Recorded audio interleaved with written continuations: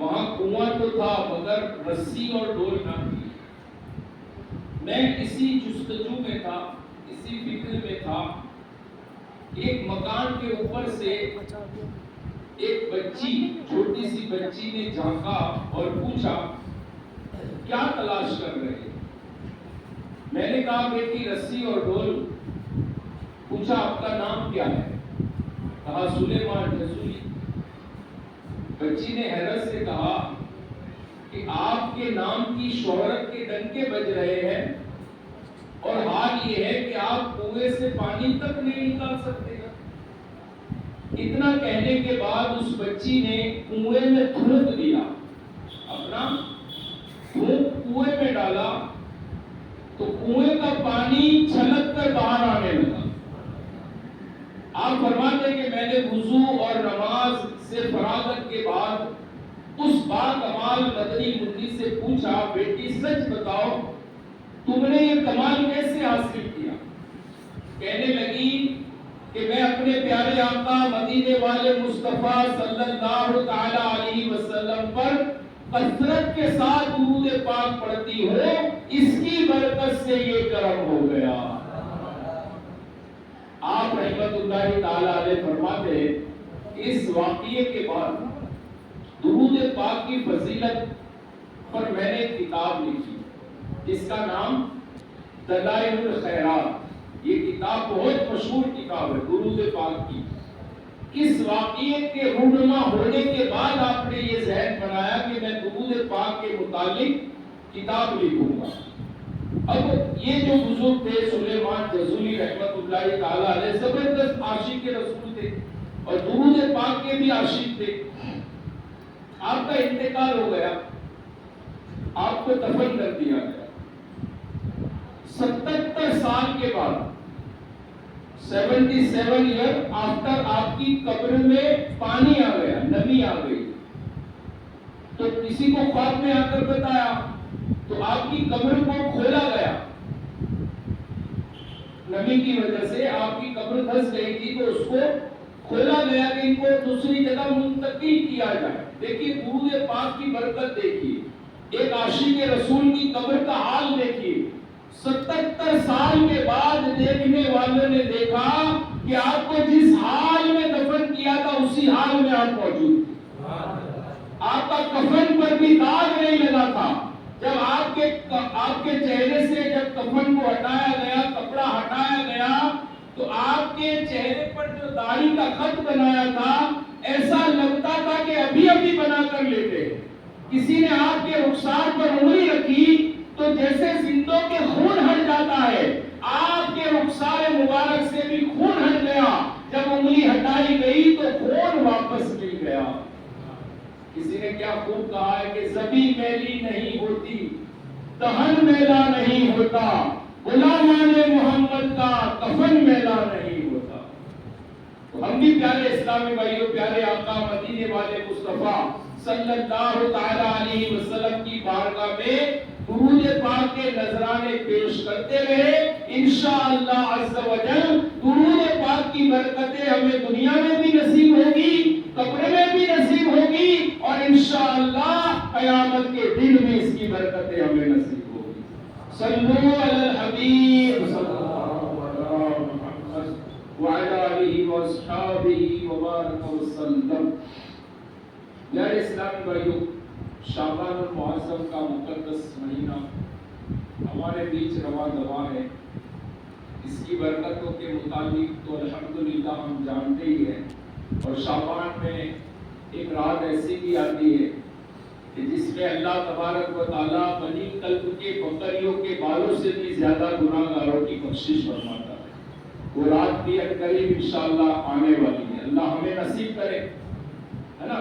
یہ مہینہ گزرتے ہی پیارا پیارا مبارک مہینہ اپنی برکتیں رحمتیں لٹاتا ہوا انشاءاللہ ہمارے بھی جلوہ گر ہوگا، ہے نا۔ رمضان المبارک ہمارے آقا کا فرمان ہے کہ اگر میری امت کو پتا ہوتا، اگر یہ جانتے کہ رمضان کیا ہے تو یہ تمنا کرتے کہ کاش سارا سال ہی رمضان ہوتا۔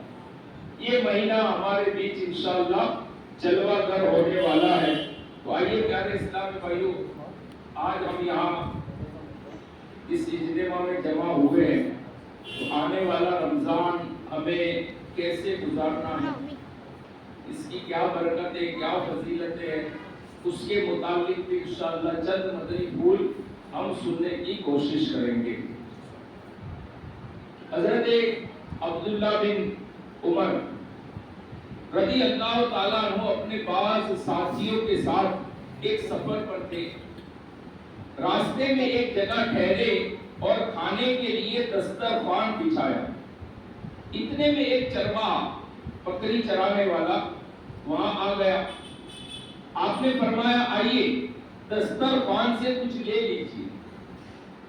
اس نے عرض کی کہ میرا روزہ ہے۔ حضرت عبداللہ بن عمر رضی اللہ تعالیٰ عنہ نے فرمایا کیا تم اس سخت گرمی میں نفل روزہ رکھے ہوئے ہو؟ اس نے جواب دیا کہ جی ہاں۔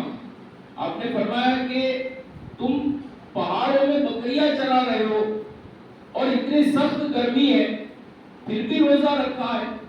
اس نے کہا اللہ پاک کی قسم میں یہ اس لیے کر رہا ہوں تاکہ گزرے ہوئے دنوں کی تلافی کر لوں۔ آپ نے اس کی پرہیزگاری کا امتحان لینے کے ارادے سے فرمایا کیا تم اپنی بکریوں میں سے ایک بکری ہمیں بیچو گے؟ اس کی قیمت اور گوشت بھی ہم تمہیں دے دیں گے تاکہ تم اس سے روزہ افطار کر سکو۔ اس نے جواب دیا یہ بکریاں میری نہیں ہے، میرے مالک کی ہے۔ آپ نے آزمانے کے لیے فرمایا مالک سے کہہ دینا کہ بھیڑیا ان میں سے ایک کو لے گیا۔ غلام نے کہا پھر اللہ پاک کہاں ہے؟ یعنی اللہ پاک تو دیکھ رہا ہے، وہ تو حقیقت جانتا ہے اور اس پر میری پکڑ فرمائے گا۔ یہ سن کر حضرت ابن عمر رضی اللہ تعالیٰ عنہ اس سے متاثر ہوئے۔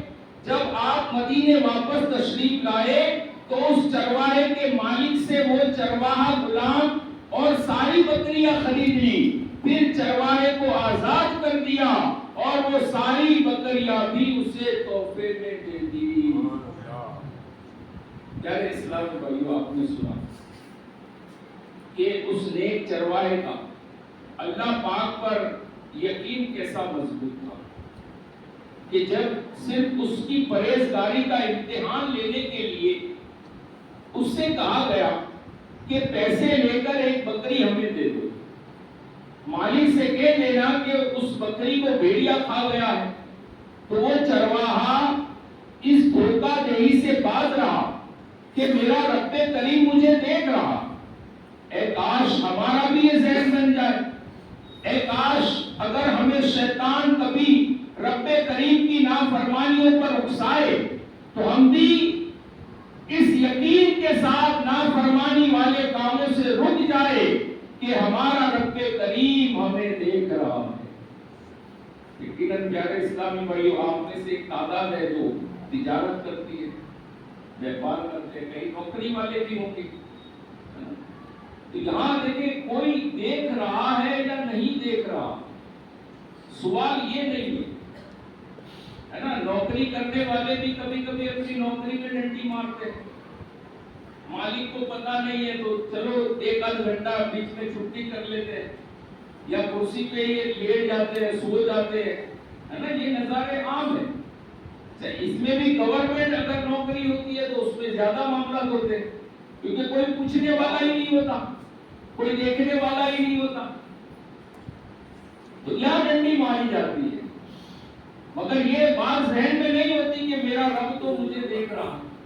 اس چرواہے کی نصیحت، چرواہے کے واقعے سے ہمیں یہ مدنی پھول مل رہا ہے کہ سنسان بیابان میں ہے، اکیلا ہے، روزہ دار ہے، سخت گرمی کا روزہ رکھا ہوا ہے اور اسے آفر مل گئی ہے کہ تم ایک بکری ہمیں دے دو، اس کا پیسہ لے لو اور یہ بکری بھی تمہاری، گوشت بھی تمہارا اور پیسہ بھی تمہارا۔ لیکن اس کا جواب کتنا پیارا کہ کوئی نہیں دیکھ رہا تو کیا ہوا، میرا رب تو مجھے دیکھ رہا۔ تو یہاں کاروباری حضرات بھی غور کر لیں اپنے اوپر کہ کاروبار میں بھی کبھی کبھی ایسے معاملات آ جاتے ہیں، ڈنڈی مارنے کا موقع ملتا ہے، ہے، کبھی کسی کے زیادہ پیسے آ جاتے ہیں، کبھی کسی کو کم تول کے دے دیا جاتا ہے کہ کون دیکھنے والا ہے، کس کو پتا چلے گا؟ ہمارا یہ یقین ہونا چاہیے کہ میرا رب تو مجھے دیکھ رہا ہے۔ اسی طرح ایک دوسرا مدنی پھول بھی ہمیں اس سے ملا کہ گرمی کا روزہ، یہ تو نفل روزے کا تذکرہ ہے نا، کہ نفلی روزہ اس نے رکھا ہوا تھا اور سخت گرمی کی حالت میں۔ آج ہمارے پاس ایسے تاجر ہیں، ایسے کئی پیشہ ور لوگ ہیں جو کاروبار یا مزدوری کرتے ہیں، تو وہ یہ کہہ کر روزہ چھوڑ دیتے ہیں کہ یار میرا کام تو بہت محنت مزدوری کا ہے، مجھے تو بہت تکلیف ہوتی ہے روزہ رکھنے میں۔ حالانکہ رمضان کا روزہ تو فرض ہے، اسے چھوڑنا تو گناہ ہے، لیکن پھر بھی ایک تعداد ہے مسلمانوں کی جو روزہ نہیں رکھتے، اور بہانہ کیا ہوتا ہے کہ گرمی ہے اور میرا محنت مزدوری کا کام ہے۔ تو یہ نہ کیا جائے پیارے اسلامی بھائیوں، گرمی ہو یا سردی ہو یا کوئی بھی سیزن ہو، اللہ نے جو روزے ہم پر فرض کیے ہیں، کسی بھی حال میں اس روزے کو ہمیں پورا کرنا ہے نا۔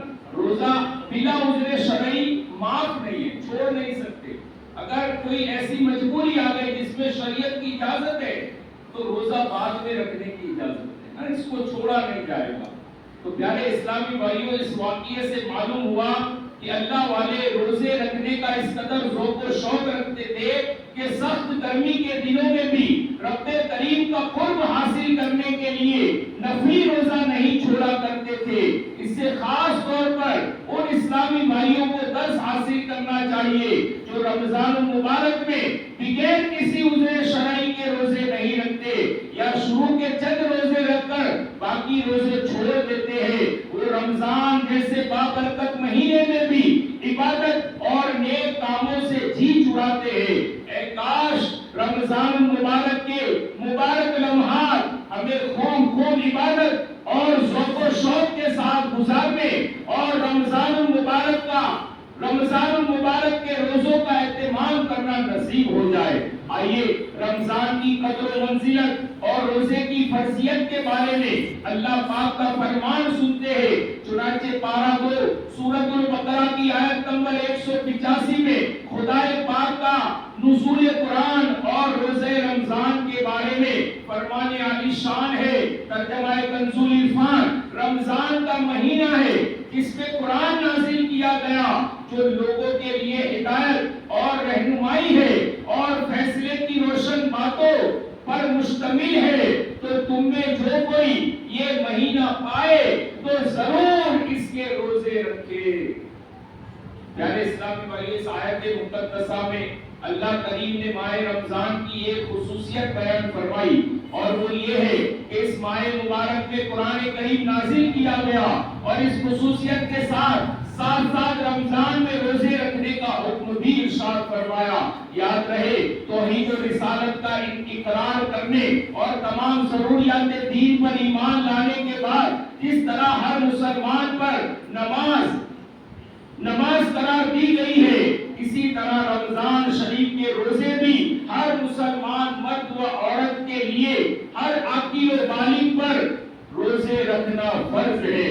سورہ مختار میں ہے روزے 10 شوال المعظم 2 ہجری کو فرض ہوئے۔ پیارے اسلامی بھائیوں، رمضان المبارک میں سب سے افضل عبادت روزہ ہے، لہذا تمام اسلامی بھائی ابھی سے دیگر نیکیوں کے ساتھ ساتھ ماہ رمضان پابندی سے روزے رکھ کر گزارنے کی نیت کیجیے۔ انشاءاللہ ہمارا کوئی روزہ بلا عذر شرعی قضا نہیں ہوگا۔ احادیث مبارکہ میں ماہ رمضان کے روزوں کے بے شمار فضائل بیان کیے گئے ہیں۔ آئیے 2 فرامین مصطفیٰ صلی اللہ تعالی علیہ وسلم سنتے ہیں۔ چنانچہ ارشاد فرمایا، جو مسلمان ثواب کی خاطر، ثواب کی امید پر رمضان کے روزے رکھے، اس کے پچھلے گناہ بخش دیے جائیں گے۔ دوسرا ارشاد، بے شک جنت میں ایک دروازہ ہے جس کو ریان کہا جاتا ہے، اس سے قیامت کے دن روزہ دار داخل ہوں گے، ان کے علاوہ کوئی اور داخل نہ ہوگا۔ کہا جائے گا روزہ دار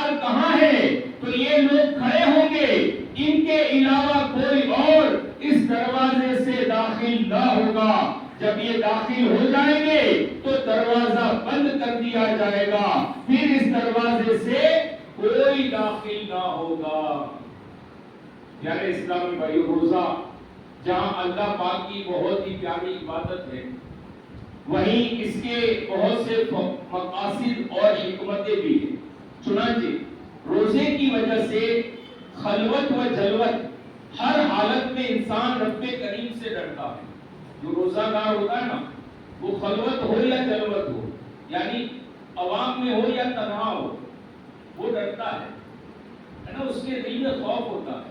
اب یہاں ایک نقطہ ہمیں یہ بھی ملتا ہے، جیسے روزہ دار سخت گرمی ہے، روزہ رکھا ہوا ہے، 5 وقت کو نماز پڑھتا ہے، عصر کا جو وقت ہوتا ہے گرمی کے دنوں میں بالخصوص روزہ افطار سے 1 گھنٹہ تقریباً پہلے ہے، گلا سوکھ چکا ہوتا ہے، گلے سے آواز بھی نہیں نکلتی، منہ میں تھوک بھی نہیں بن رہا ہوتا نا، یہ حالت ہوتی ہے، یہ کیفیت ہوتی ہے نا۔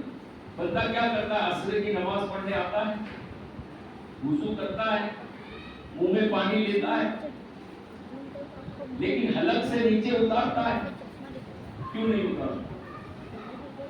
مجھے پتا ہے کوئی نہیں دیکھ رہا، کسی کو پتا بھی نہیں چلے گا، میں کلی بھر کے اگر پانی پی جاؤں گا تو کس کو پتا چلے گا؟ یہاں اس کے ذہن میں یہ بات ہوتی ہے کہ میں نے روزہ رکھا ہوا ہے، کلی تو کیا، اگر ایک بوند بھی، ایک قطرہ بھی اگر میرے حلق سے نیچے اتر گیا، میرا روزہ ٹوٹ جائے گا، میرا رب ناراض ہوتا ہے نہیں؟ ہر ایک کے ذہن میں یہ بات ہوتی ہے۔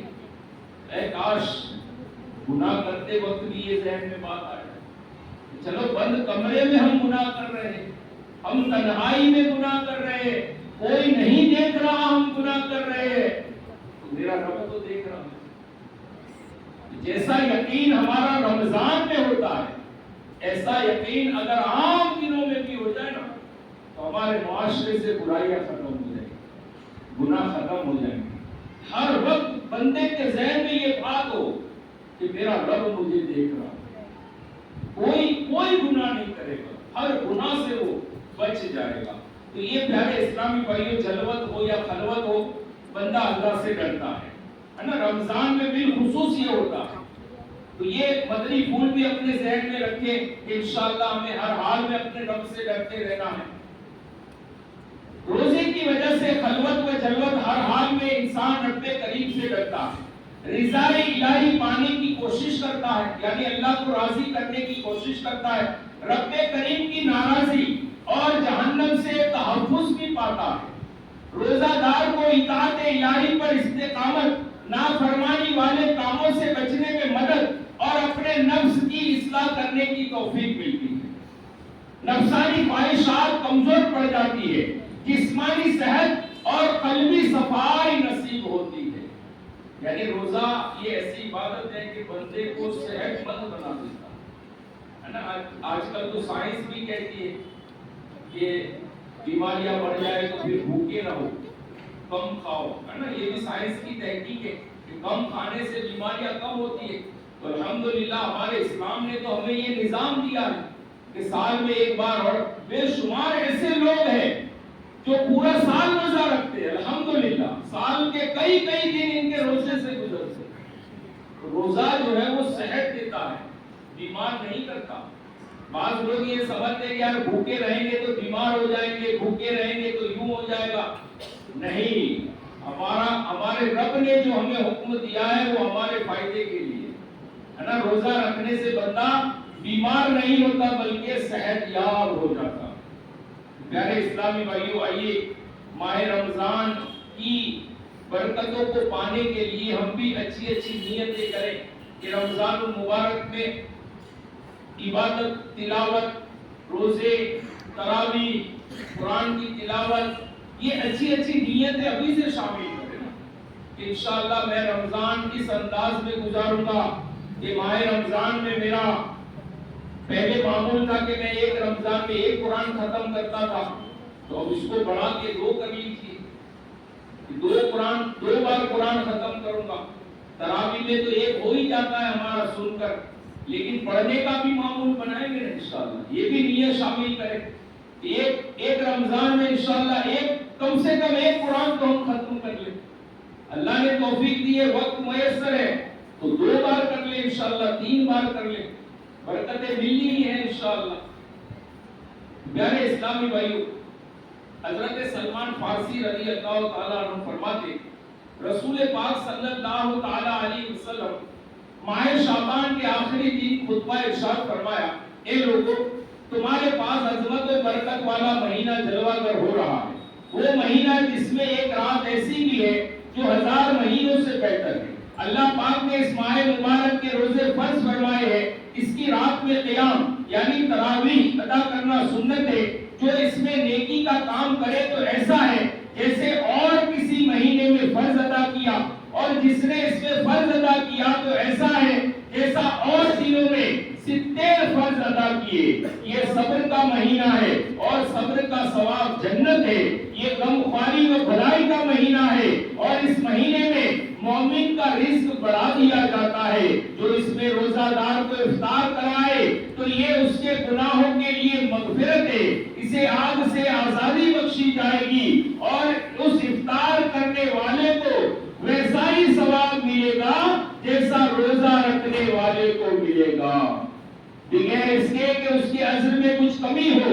ہم نے عرض کی, یا رسول اللہ صلی اللہ تعالی علیہ وسلم, ہم میں سے ہر شخص وہ چیز نہیں پاتا جس سے روزہ افطار کروائے. آپ نے ارشاد فرمایا, رب کریم یہ ثواب تو اس شخص کو دے گا جو ایک کھجور یا ایک گھونٹ پانی یا ایک گھونٹ دودھ سے روزہ افطار کروائے. یہ وہ مہینہ ہے جس کا اول یعنی ابتدائی 10 دن رحمت ہے, درمیانی 10 دن مغفرت ہے اور آخری 10 دن جہنم سے آزادی ہے. جو اپنے غلام یعنی اپنے ماتحت اپنے نوکر سے اس مہینے میں کام کم لے, اللہ پاک اسے بخش دے گا اور اسے جہنم سے آزاد فرما دے گا. جس نے روزہ دار کو پیٹ بھر کر کھلایا, اللہ کریم اس شخص کو میرے حوض سے ایک ایسا گھونٹ پلائے گا جسے پینے کے بعد وہ کبھی پیاسا نہ ہوگا یہاں تک کہ جنت میں داخل ہو جائے. سبحان اللہ, کیسی پیاری برکت ہے, کیسا پیارا ہمارے آقا کا فرمان ہے. آج ہم نے کئی ایسے تاجر ہوں گے کہ جن کے ہاتھ کے نیچے کئی ملازم کام کرتے ہوں گے, ان کا بھی ذہن بنائے, ان کو بھی سمجھائے, اگر روزہ نہیں رکھتا اس کو روزہ رکھوائے, محبت سے پیار سے نیکی کی دعوت دے کر اسے روزہ دار بنائے اور اس سے کام بھی کم لے, ہے نا. یہاں یہ بھی بتایا گیا نا کہ جو کام کم لے گا, اپنے ماتحت سے کام کم لے گا, اللہ تعالیٰ اس کے گناہوں کو بخش دے گا.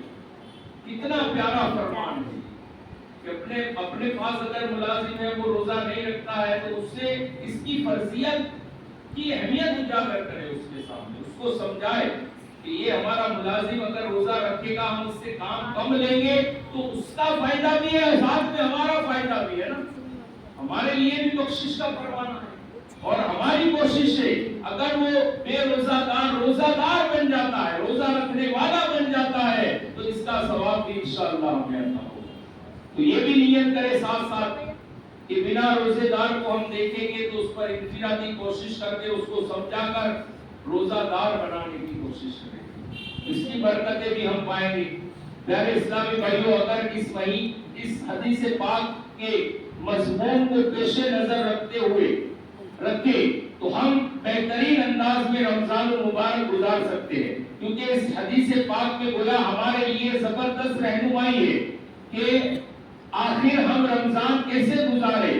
ہمیں چاہیے کہ رمضان المبارک کے روزے رکھ کر گزارے, پابندی سے تراویح پڑھتے ہوئے گزارے, کثرت سے نفلی نیکیاں کرتے ہوئے گزارے, فرض نمازوں کی پابندی کرتے ہوئے گزارے, مصائب و آلام پر اور دوسروں کی خلاف مزاج باتوں پر صبر کرتے ہوئے گزارے, اسلامی بھائیوں کے ساتھ ہمدردی اور بھلائی کرتے ہوئے گزارے, رحمت الہی کی طلب میں گزارے, مغفرت کی بھیک مانگتے ہوئے گزارے, جہنم سے آزادی کی التجائے کرتے ہوئے گزارے, روزہ داروں کے لیے افطار کا اہتمام کرتے ہوئے گزارے. انشاءاللہ ان نیکیوں میں رمضان مبارک گزاریں گے تو رمضان کی خوب برکتیں اللہ کریم بھی راضی ہوگا، پیارے آقا صلی اللہ تعالی علیہ وسلم بھی ہم سے خوش ہوں گے، رحمت الہی ہم پر نازل ہوگی، گناہوں کی مغفرت کا سامان ہوگا، جہنم سے آزادی کا پروانہ عطا ہوگا،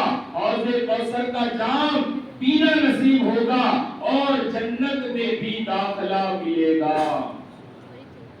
پیارے اسلامی بھائیوں، آئیے سنتے ہیں یہ مبارک مہینہ اللہ پاک کی بارگاہ میں کس قدر پسندیدہ مہینہ اور گناہوں کی معافی کا ذریعہ بننے میں اس ماہ مبارک کی کیا حیثیت۔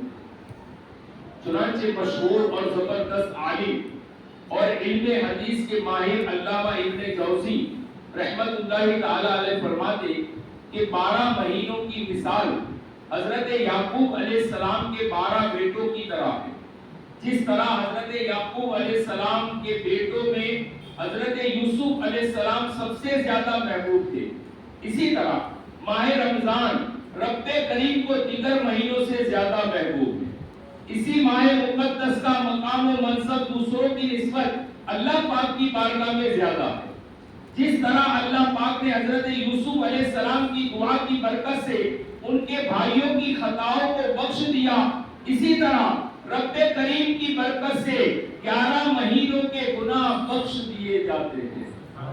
پیارے اسلامی بھائیوں، ہمیں چاہیے کہ ہم اس ماہ کی خوب تعظیم کریں اور نیکیاں کر کے اپنی مغفرت کا سامان کریں اور دوسرے اسلامی بھائیوں کو اس ماہ مبارک کی مبارکباد پیش کریں، خود بھی اس ماہ مقدس میں عبادت بجا لائے اور دوسرے اسلامی بھائیوں کو بھی اس ماہ کی اہمیت، اس کے فضائل اور اس کی برکتوں سے آگاہ کر کے انہیں بھی نیکیاں کرنے کا ذہن دیتے رہے۔ ہمارے پیارے آقا مکی مدنی مصطفیٰ صلی اللہ تعالی علیہ وسلم آمد رمضان پر خود بھی اس برکت والے مہینے کا استقبال فرماتے اور اپنے صحابہ کرام کے سامنے بھی اس مبارک مہینے کی شان و عظمت، فضائل و برکات اور دیگر دلکش اور صاف بیان فرماتے، اس کی اہمیت کو واضح فرماتے اور انہیں بھی مختلف نیک اعمال کرنے کا ذہن عطا فرماتے۔ آمد رمضان پر آپ کی اپنی عبادت کی کیا کیفیت ہوا کرتی تھی، آئیے وہ بھی سنتے ہیں۔ ام المومنین حضرت عائشہ صدیقہ رضی اللہ تعالیٰ عنہ فرماتی ہے جب ماہ رمضان آتا تو رسول اللہ صلی اللہ تعالیٰ علیہ وسلم اللہ پاک کی عبادت کے لیے کمر بستہ ہو جاتے اور سارا مہینہ اپنے بستر مبارک پر تشریف نہ لاتے۔ مزید فرماتی ہے جب ماہ رمضان تشریف لاتا تو رسول اللہ صلی اللہ تعالیٰ علیہ وسلم کا رنگ مبارک تبدیل ہو جاتا، آپ نماز کی کثرت فرماتے، خوب گر گڑا کر دعا مانگتے اور اللہ کریم کا خوف آپ پر طاری رہتا۔ پیارے اسلامی بھائیو، یقیناً ہمارے پیارے آقا کریم صلی اللہ تعالی علیہ وسلم کا عبادت سے متعلق یہ طرز عمل ہمارے لیے تربیت کا باعث ہے۔ ہمیں چاہیے کہ ہم بھی پیارے آقا کی پیاری اداؤں کو اپنائیں۔ یقیناً ماہ رمضان المبارک میں نیکیوں کا عزر بہت بڑھا دیا جاتا ہے، لہذا کوشش کر کے زیادہ سے زیادہ نیکیاں اس ماہ میں جمع کر لینی چاہیے، کیونکہ کم وقت میں زیادہ نیکیاں جمع کرنے کے لیے اس ماہ مبارک سے بہتر اور کوئی مہینہ نہیں ہے۔ حضرت ابراہیم نخعی رحمت اللہ تعالی علیہ فرماتے کہ ماہ رمضان میں ایک دن کا روزہ رکھنا 1000 دن کے روزوں سے افضل ہے، اور ماہ رمضان میں ایک مرتبہ سبحان اللہ کہنا اس ماہ کے علاوہ عام دنوں میں 1000 مرتبہ سبحان اللہ کہنے سے افضل ہے، اور ماہ رمضان میں ایک رکعت پڑھنا غیر رمضان میں 1000 رکعت پڑھنے سے افضل ہے۔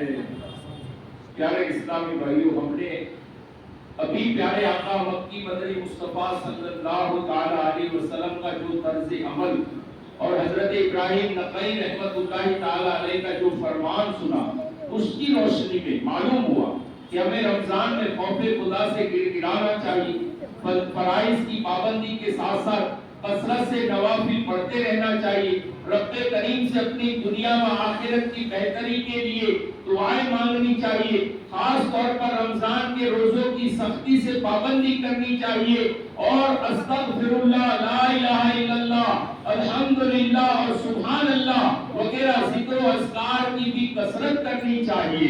آئیے ماہ رمضان میں ذکر اللہ کی ترغیب و حدیث کے بارے میں دو فرامین مصطفیٰ صلی اللہ تعالی علیہ وسلم سنتے ہیں۔ ارشاد فرمایا اس مہینے میں 4 باتوں کی کثرت کرو، ان میں سے 2 ایسی ہیں کہ جن کے ذریعے تم اپنے رب کریم کو راضی کر لو گے، اور وہ 2 باتیں یہ ہیں، ایک لا الہ الا اللہ کی گواہی دینا اور دوسرا استغفار کرنا، اور وہ 2 باتیں جن سے تم بے نیاز نہیں وہ یہ ہے، نمبر 1 اللہ پاک سے جنت طلب کرنا، اور نمبر 2 جہنم سے پناہ طلب کرنا۔ دوسرا ارشاد، رمضان میں ذکر اللہ کرنے والے کو بخش دیا جاتا ہے، اور اس مہینے میں اللہ پاک سے مانگنے والا محروم نہیں رہتا۔ پیارے اسلام نے دیکھا کتنا پیارا مبارک مہینہ ہمارے بیچ آنے والا ہے، ہمیں نہیں پتا ہمیں ملے گا نہیں ملے گا، ہے گارنٹی کسی کے پاس؟ ہمارے آقا دعا کرتے تھے، ہمارے آقا بھی دعا مانگتے تھے، اللہم بلغنا رمضان بصحت و عافیہ، یا اللہ مجھے رمضان سے ملا دے اور صحت اور تندرستی کے ساتھ۔ ہم کیا ہمیں بھی دعا مانگنی کہ اللہ تعالیٰ ہمیں جیتے جی ایک بار پھر یہ مبارک مہینہ ہمیں عطا فرمائے، ہے نا۔ یہ رمضان اگر ہمیں مل جائے، اگر ہم اس کو پانے میں کامیاب ہو جائے تو پھر اس کو عام دنوں کی طرح نہیں گزارنا ہے، جیسے ہمارے معمولات ایسے نہیں گزارنا ہے، اس میں ہمیں کمر باندھ لینی ہے کہ اللہ کو راضی کرنا ہے، اس کے محبوب کو راضی کرنا ہے، اور رمضان جب گزرے تو میری بخشش کر کے گزرے۔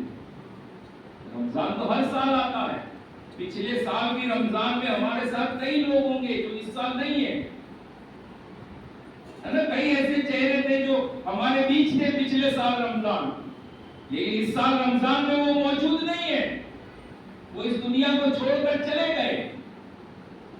کہیں ایسا نہ ہو کہ ہمیں بھی جانا تو سب کو ہے، موت تو یقینی ہے، کب آ جائے، لیکن رمضان جب مل جائے تو اس کو غنیمت جان لو، اور اس میں ایسی عبادت کرو کہ اللہ راضی ہو جائے، رمضان ہم سے راضی ہو کر اس سے، ہے نا۔ الحمدللہ اللہ ہمیں نصیب کرے۔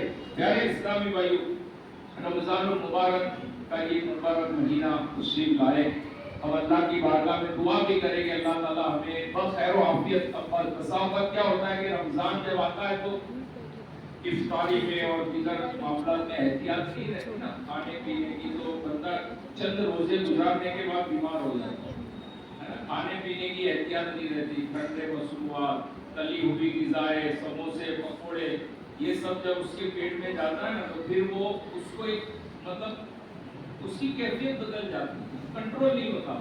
تو بسا اوقات ایسا بھی ہوتا ہے کہ 15 روزے 17 روزے کے بعد بندہ بیمار ہو جاتا ہے، بسا اوقات ہاسپٹل میں ایڈمٹ کرنا پڑتا ہے۔ تو یہ بھی ایک مطلب کہ ہمارے لیے احتیاط ضروری ہے کہ ہمیں بخیر و عافیت رمضان گزارنا ہے، دعا بھی کرنی ہے، اور کھانے پینے میں احتیاط بھی برتنی ہے، تاکہ ہمارا رمضان پورا خیریت کے ساتھ گزر جائے، ہم پورے روزے اور پوری تراویح اور پوری نمازیں پڑھنے میں ہم کامیاب ہو جائیں۔ تو یہ بھی پیارے اسلامی بھائیوں احتیاط کے ساتھ ہمیں رمضان کو گزارنا ہے، اپنے گھر والوں کو بھی یہ ذہن دینا ہے کہ یہ بھی بیمار ہو جائیں گے تو ان کے بھی روزے ڈسٹرب ہوں گے، نمازیں ڈسٹرب ہو جائے گی۔ تو رمضان کو ہمیں عبادت میں، تلاوت میں، اس طرح مطلب نفلی عبادتوں کی طرف بھی ہمیں ذہن بنانا ہے کہ رمضان میں تہجد پڑھنا بہت آسان ہوتا ہے، عام دنوں میں بندہ تہجد نہیں پڑھ پاتا ہے نا، کیونکہ رات میں عشاء کے بعد سونے کے بعد اٹھنا ہے، پھر تہجد پڑھنی ہے۔ لیکن رمضان میں تہجد بہت آسان ہے، کیونکہ ہم اٹھتے ہی اس وقت ہیں سحری کے لیے، تو سب سے پہلے وضو بنا کر تہجد کی نماز ادا کرے، اس کے بعد سحری کرے، تو آسانی کے ساتھ الحمدللہ ہمیں پورا رمضان اللہ نے چاہا تو تہجد کی نماز نصیب ہو جائے گی، پھر فجر کی نماز کے بعد الحمدللہ دعوت اسلامی کے مدنی ماحول میں تفسیر اور قرآن ترجمہ تفسیر کے ساتھ الحمدللہ سننے کی ترغیب ہوتی ہے۔ ہماری مسجد میں بھی ہوتا ہوگا یہ، اگر نہیں ہے تو اس کو شروع کریں رمضان میں۔ یہ بھی ایک الحمدللہ ایک بہترین عمل ہے کہ قرآن کو ہم پڑھتے ہیں سنتے ہیں تو اس کو سمجھنے کا بھی ہمیں موقع ملتا ہے۔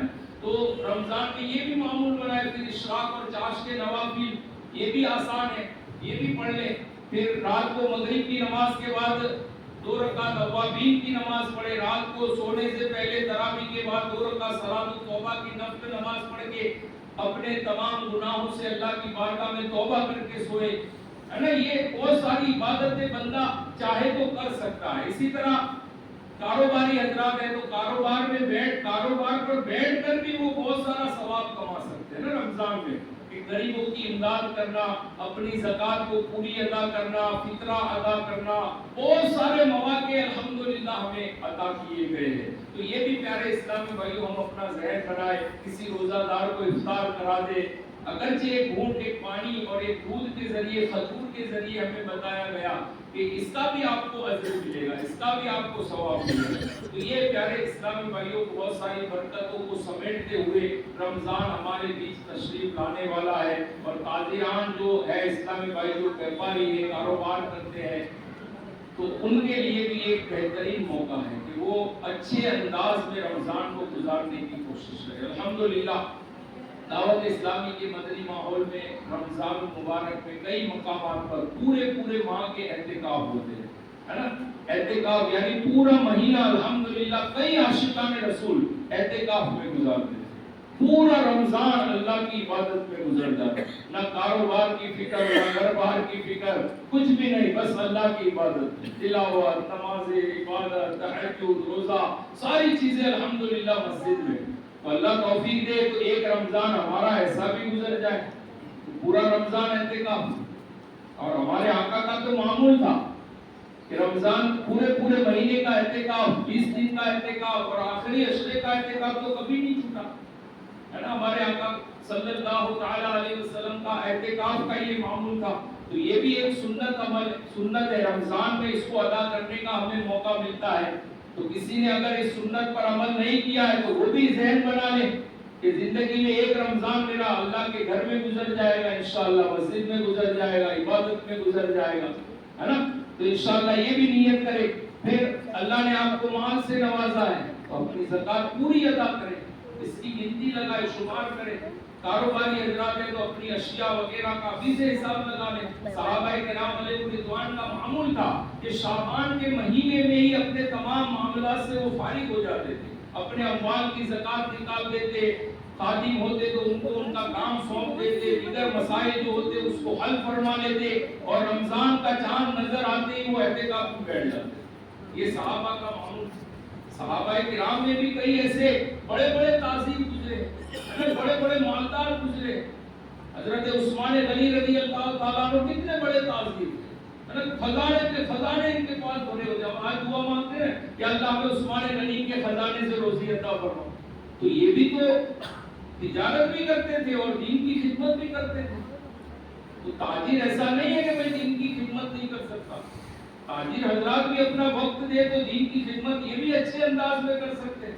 جیسے تجارت میں آپ ماہر ہیں، آپ دین کی تبلیغ میں بھی آپ ماہر ہو سکتے ہیں نا۔ کہ ہمارے صحابہ کرام علیہ رضوان کی زندگیوں کا اگر ہم جائزہ لیں تو یہ حضرات تجارت بھی کرتے تھے اور نیکی کی دعوت بھی عام کرتے تھے۔ یہ دنیا بھر میں جو اسلام پھیلایا، یہ صحابہ کرام جو تاجر صحابہ کرام تھے، یہ دنیا میں اپنے کاروبار کے لیے جاتے تھے، لیکن ان کا مقصد یہ ہوتا تھا کہ مجھے دین کی خدمت کرنی ہے، مجھے نیکی کی دعوت کو عام کرنی ہے، تبھی تو دنیا میں اسلام پہنچا ہے۔ ہم یہ نہ سوچیں کہ یار میں تو تاجر ہوں، بس میں اپنا کاروبار کروں، 5 وقت کی نماز پڑھوں، اپنی زکوٰۃ دے دوں اور اللہ نے مال دیا ہے حج کر لو بس ہو گیا۔ تو نیکی کی دعوت کون دے گا؟ ان مسلمانوں کو کون سمجھائے گا جو گناہوں میں پڑے ہیں؟ ان مسلمانوں کی اصلاح کون کرے گا جو نمازوں سے دور ہے؟ ان مسلمانوں کی اصلاح کون کرے گا جو مسجدوں سے دور ہے؟ ان مسلمانوں کی اصلاح کون کرے گا جو رمضان المبارک کے فرض روزے چھوڑ کر سرے عام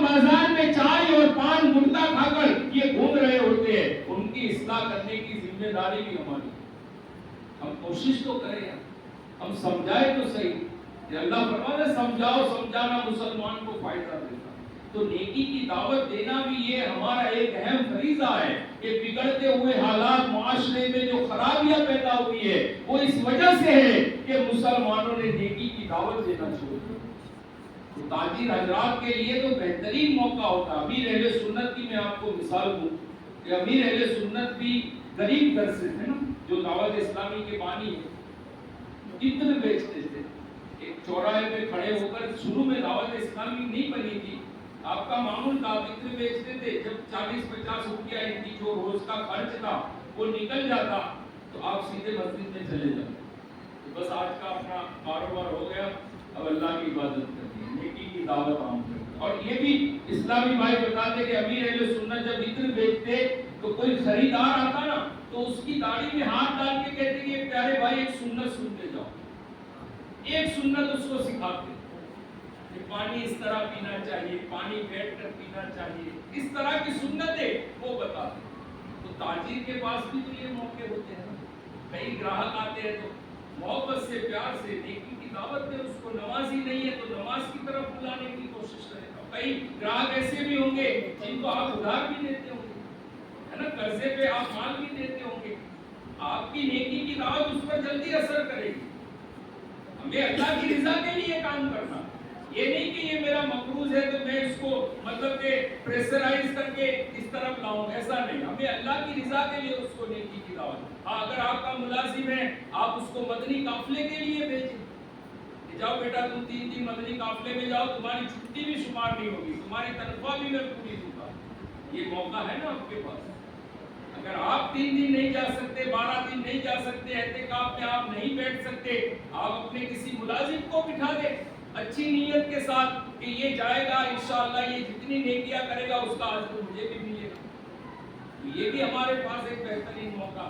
तो रमजान आ रहा है, बस हम कमर बांध ले और इबादत पर बिल्कुल तैयार हो जाए। इंशाअल्लाह इबादत हम करेंगे, मजबूती के साथ करेंगे और अल्लाह को राजी करेंगे और रमजान हमसे राजी होकर इंशाअल्लाह।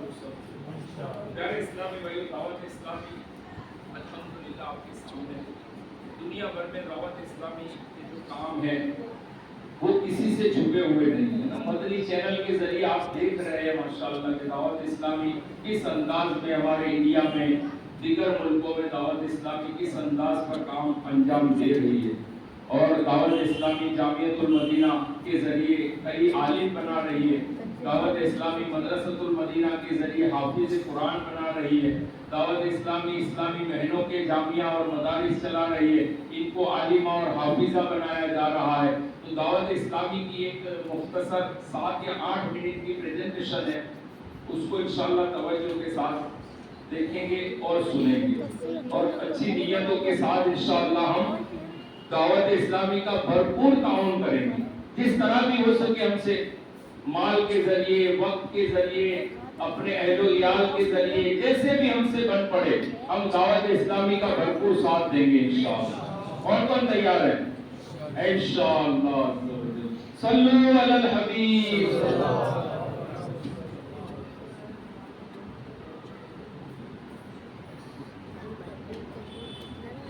आने वाली इतवार इंशाअल्लाह करीम बड़ी मुबारक रात है। ये रात शब बरात की रात है, नजात की रात है, छुटकारे की रात है, इबादत की रात है, जागने वाली रात है। सोने की बहुत सारी रातें होती है, लेकिन इबादत करने वाली, जागने वाली ये मुबारक रात है। इस दिन इंशाअल्लाह अल्लाह के मदीना में दावत इस्लामी का इज्तिमाई जिक्र रात हो। इशा की नमाज के फौरन बाद ये इज्तिमा इंशाअल्लाह शुरू हो जाएगा और अल्लाह ने चाहा इंशाअल्लाह रात को 12 बजे कब्रिस्तान में इंशाअल्लाह करीम 12 बजे इंशाअल्लाह करीम कब्रिस्तान जाएंगे और वहां पर भी इंशाअल्लाह सजल बयान होगा और खुसूसी दुआ होगी। आप इस भाई की बारगाह में हाजिर हैं कि वहां पर जरूर शिरकत फरमाएं और अल्लाह ने चाहा तो इंशाअल्लाह इशा की नमाज के बाद जो इज्तिमा होगा इसमें इंशाअल्लाह सलात तस्बीह भी जाएगी, तो आप इस में जरूर शिरकत करें।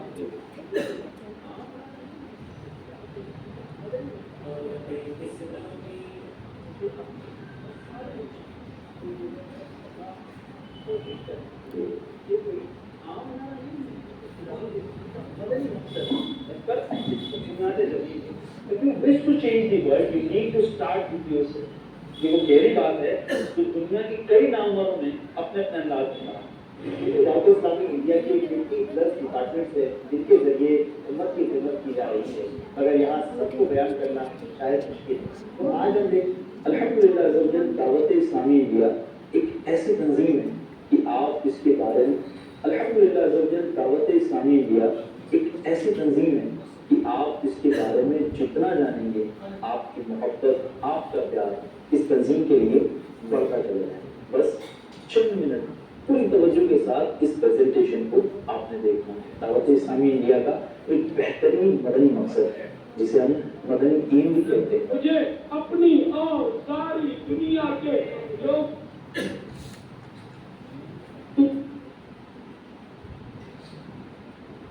کوشش کی خاطر قبلہ شیخ طریقت امیر اہل سنت نے ہمیں ایک خوبصورت نظام بنام نیک اعمال عطا کرنا ہے. اس میں مزید آسانی کے لیے دعوت اسلامی انڈیا کی IT ڈپارٹمنٹ نے نیکی ٹائم اپلیکیشن لانچ کی جسے آپ ڈاؤن لوڈ کر کے گھر بیٹھے ہی اپنے اعمال کا جائزہ لے سکتے ہیں.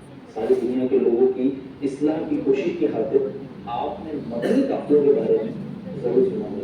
دعوت اسلامی ہے یہ دعوت اسلامی ہے، دعوت اسلامی ہے یہ دعوت اسلامی ہے. اب بات کرتے ہیں دعوت اسلامی انڈیا کی ایک شاندار ڈپارٹمنٹ شامت المدینہ. جی ہاں، یہی وہ ڈپارٹمنٹ ہے جس کے ذریعے علماء پروڈیوس کیے جاتے ہیں. الحمدللہ دعوت اسلامی انڈیا کے تحت شامت المدینہ ہندوستان میں سینکڑوں کی تعداد میں قائم ہو چکی ہیں، جس میں اس وقت more than 20,000 اسٹوڈنٹس یعنی اسلامی بھائی اور اسلامی بہنیں میل اور فیمیل اسٹوڈنٹس تعلیم حاصل کر رہے ہیں، جن میں سے تقریباً 2000 سے زائد اسٹوڈنٹس نے درس نظامی کمپلیٹ کیا ہے.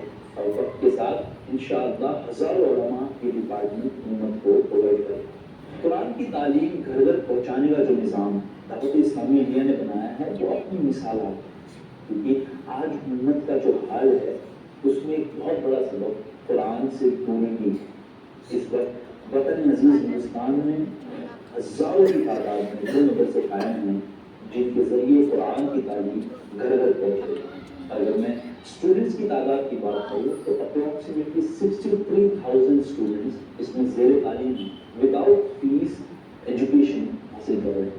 اور اگر میں ان میں پاسنگ گریجویٹس کی بات کروں تو 12,000 سے زائد بچے اور بچیوں نے حفظ و ناظرہ کورس ان مدرسوں سے کمپلیٹ کیا ہے. انڈیا میں کہیں پر بھی رہتے ہوئے اپنے وقت کے مطابق درس نظامی کرنا، قرآن کی تعلیم حاصل کرنا، اسلامک نالج حاصل کرنا اب دعوت اسلامی نے بہت آسان کر دیا. جی ہاں، اس وقت 30 کے قریب کورسز دعوت اسلامی انڈیا کا ڈپارٹمنٹ غریب نواز آن لائن اکیڈمی آفر کر رہا ہے، جس میں اس میں 2316 کے قریب اسٹوڈنٹس انرولڈ ہیں. ناظرین، مزید دعوت اسلامی کا ایک ایسا ادارہ ہے جو ماڈرن ایجوکیشن پر بھی فوکس کرتا ہے.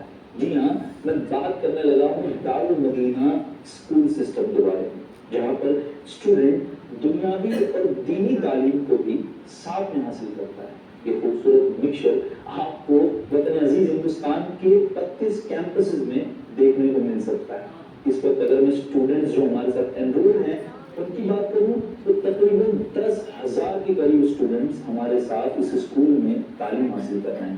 اور انشاءاللہ بہت جلد دارالمدینہ کالج کی طرف بھی ہمارا یہ سسٹم بڑھنے والا ہے. 20th سینچری میں ہم جی رہے ہیں جہاں پر شاید ہی کوئی ایسا ہو جو سوشل میڈیا کے بارے میں نہ جانتا. بلکہ اگر میں کہوں کہ اگر آج یہ دور سوشل میڈیا کا ہے تو میرے جملے غلط ہیں. جہاں سوشل میڈیا پر بہت ساری غلط باتیں، بہت سارے غلط میسیجز پھیلائے جا رہے ہیں، وہی دعوت اسلامی انڈیا سوشل میڈیا کے ذریعے وہ کنٹینٹ ڈیلیور کر رہی ہے جس کے ذریعے انسانیت اور لوگوں میں ایک اچھا میسیج پہنچایا جا سکے. دعوت اسلامی انڈیا تقریباً ہر سوشل میڈیا پلیٹ فارم پر اویلیبل، انسٹاگرام، فیس بک، یوٹیوب، تھریڈز، ٹویٹر، ان تمام پلیٹ فارمز کے ذریعے سوشل میڈیا ڈپارٹمنٹ آف دعوت اسلامی انڈیا نیکی کی دعوت عام کرنے میں مصروف عمل ہے۔ اور ساتھ ہی ساتھ چونکہ سیٹلائٹ چینلز ہیں، کیبل کے ذریعے اور ڈش ٹی وی کے ذریعے بھی ہماری پہنچ کی ضرورت تھی۔ ان معنوں پر دعوت اسلامی انڈیا نے ایک شاندار چینل لانچ کیا بنام FGN چینل۔ الحمدللہ جس میں بہترین سلسلے آپ کے گھروں تک آسانی کے ساتھ پہنچائے جا رہے ہیں اور امت کی اصلاح کا سامان بن رہے ہیں۔ اب آئیے دعوت اسلامی انڈیا کے ویلفیئر ڈپارٹمنٹ، جی ہاں غریب نواز ریلیف فاؤنڈیشن GNRF کی بات کرتے ہیں۔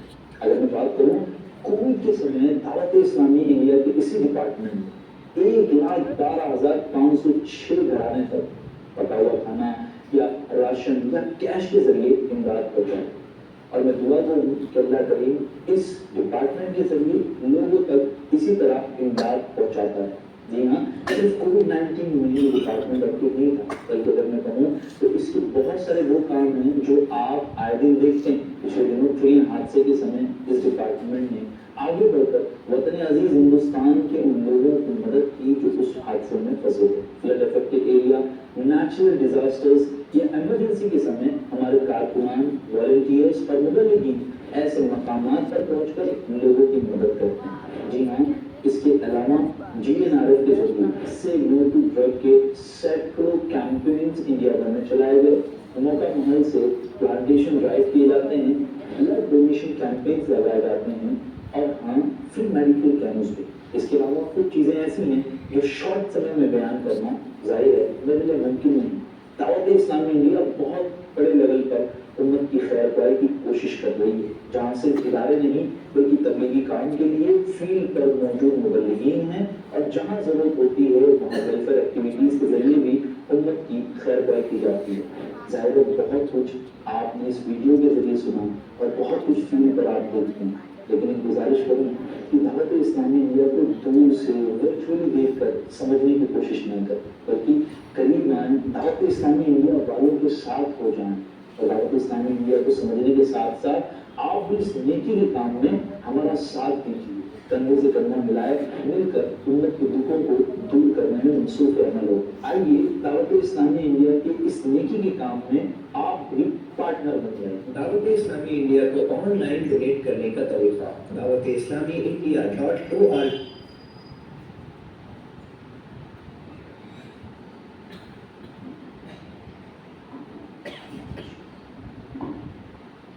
پیارے اسلامی بھائی، آپ نے دیکھا کہ دعوت اسلامی انڈیا الحمدللہ کس انداز پر دین مدین کی خدمت انجام دے رہی ہے، اور جہاں جہاں امت کو جس چیز کی ضرورت ہوتی ہے الحمدللہ دعوت اسلامی اس شعبے کو قائم کرتی ہے اور اس کو مضبوط بنانے کے لیے کوششیں کرتی ہے۔